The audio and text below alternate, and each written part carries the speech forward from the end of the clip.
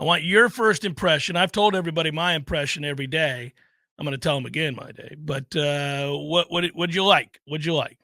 So I broke it up. It's on the website too for Warchant subscribers. I broke it down in little sections about first impressions, who I saw, then the reps, and then the drills. But just walking through as they're playing the Warchant and going through their stretches.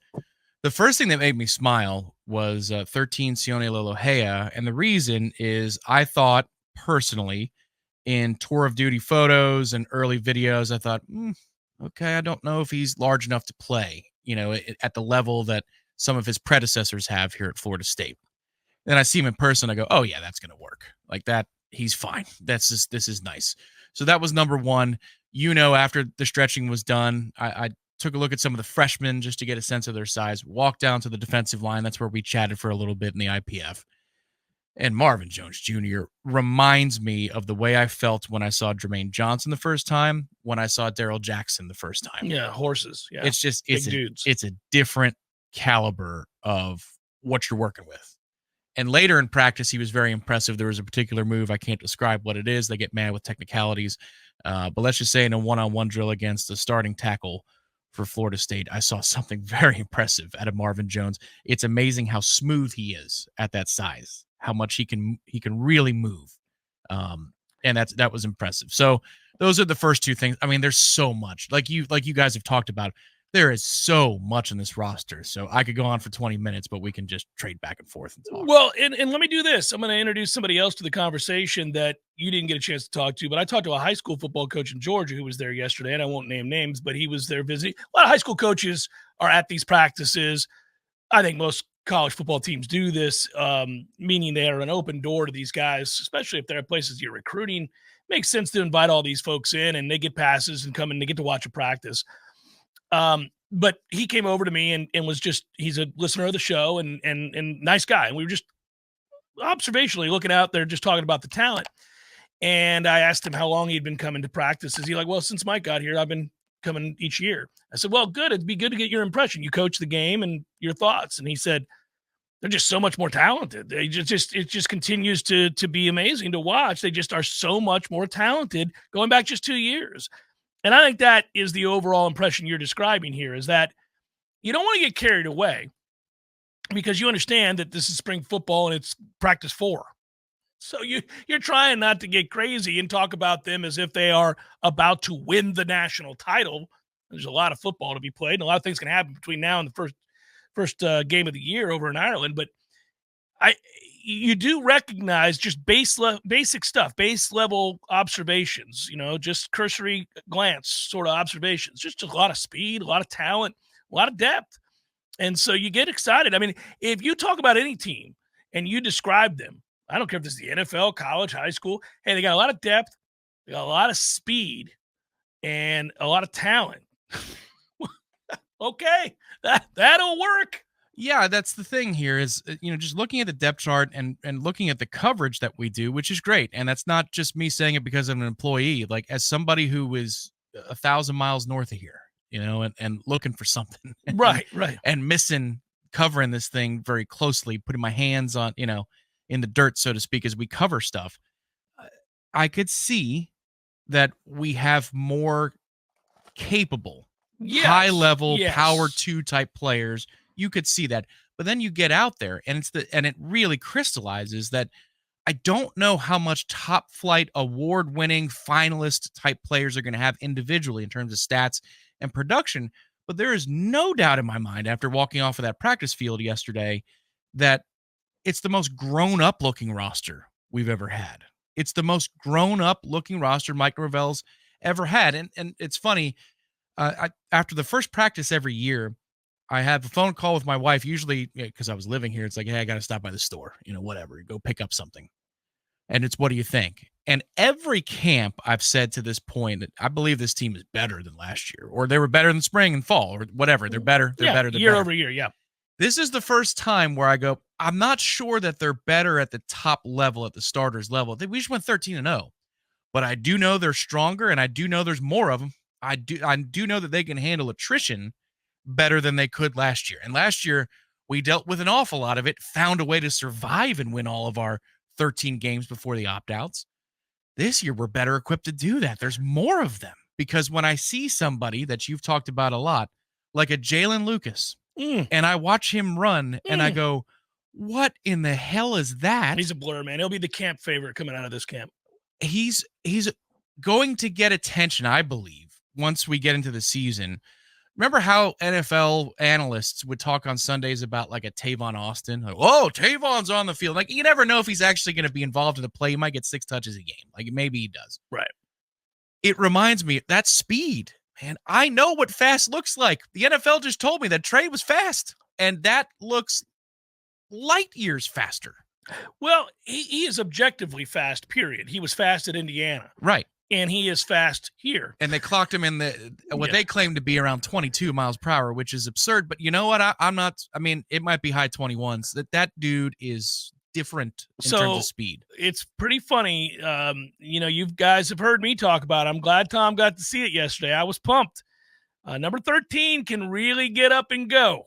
And he's 5'9", 170.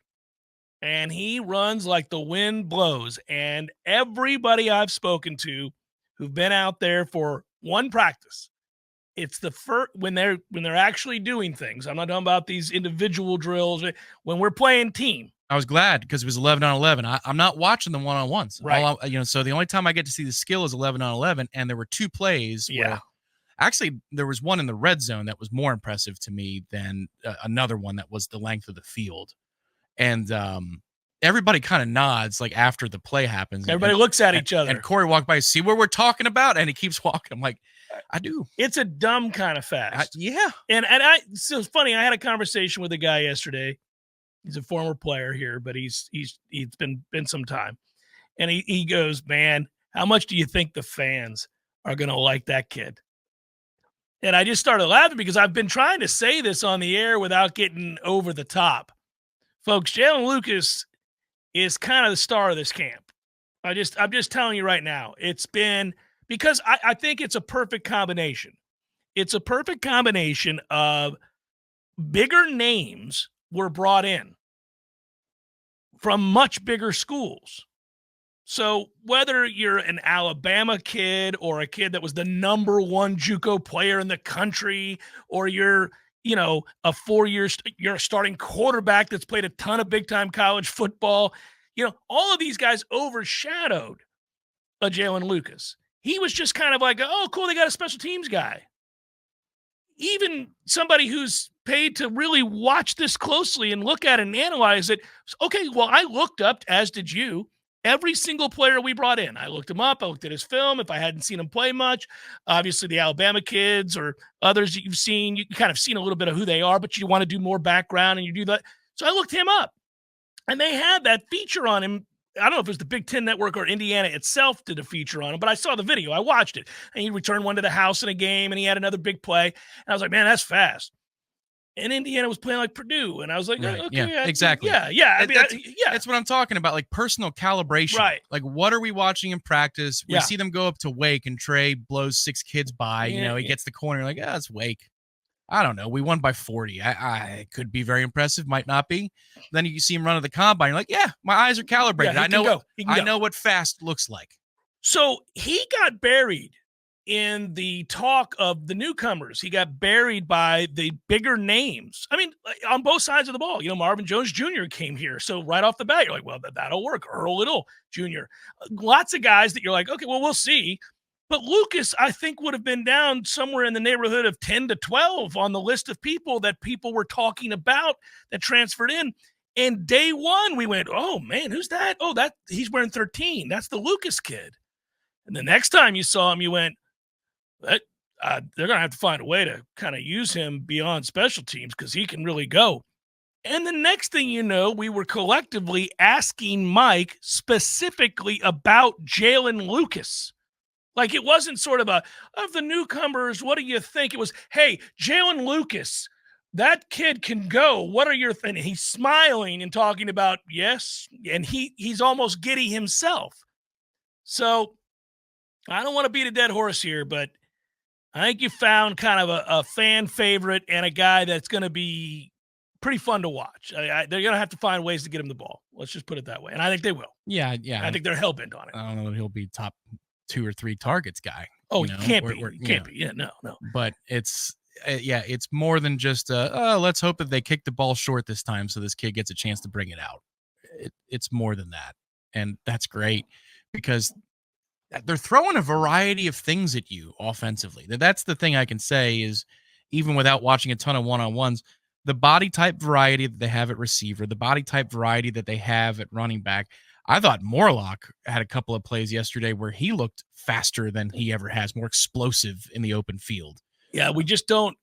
The one thing I have a fear of at tight end, Tom, is that we don't have guys that you feel good about inline blocking. Mm-hmm. Yeah, that's a fear I have. Correct. I do think body type wise that Landon Thomas can play right now. He could play H-back right now, inline tight end. Now, and he might not be ready. I'm just saying, size physically speaking, he's already one of your 2 or 3 he dominated the high school ranks, so it makes sense. Yeah. And he loves that part of the game, so he's going to get better at it quicker. That's not like I have to do this so I can do what I want to do. Like he's okay with it. Inline is a completely different animal. And I don't know. I mean, that's what they have camp for, is to figure out what the answer is going to be. Maybe it is Jackson West. But I was impressed walking by Landon Thomas a couple times yesterday saying, well, okay, they're bringing in larger freshmen. I mean, hell, even in one of the early periods where they're going team, offense had a really, really good start to practice yesterday. But it was on another half step up kind of level with the defensive back room. Last year we saw Hussey and we saw Kirkland and Quindarius Jones and Edwin Joseph and Rawls, and you're saying, they brought in some large dudes here. Even Barker, I like a lot. Yeah, right. Ashland Barker, and he made a big play yesterday. But now this year with Lester and Bates, and I know Track is doing some things too. You know, he's an early enrollee, but those 2 guys lined up on the same side of the field for a play. Went, oh my god! Like these guys are legit 6'1.5", 6'2". These are large humans. Don't know if they're going to be ready this year, but we are doing better at bringing in those types of players as high schoolers.